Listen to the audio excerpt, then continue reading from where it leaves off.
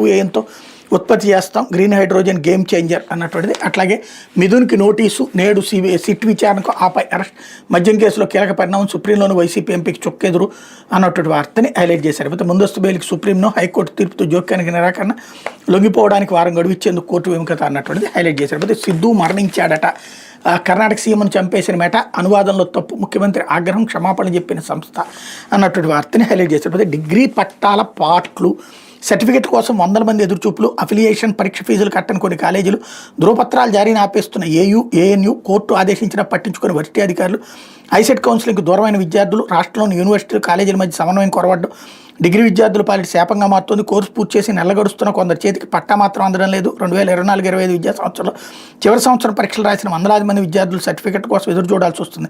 ఒకవైపు పీజీ కోర్సులో చేరడానికి గడువు పూర్తవుతుంది, అయినా ధృవపత్రాలు జారీ కావడంతో వాళ్ళ ఆందోళన వ్యక్తమవుతుంది అన్నట్టు వార్తని హైలైట్ చేశారు. లేకపోతే నగదు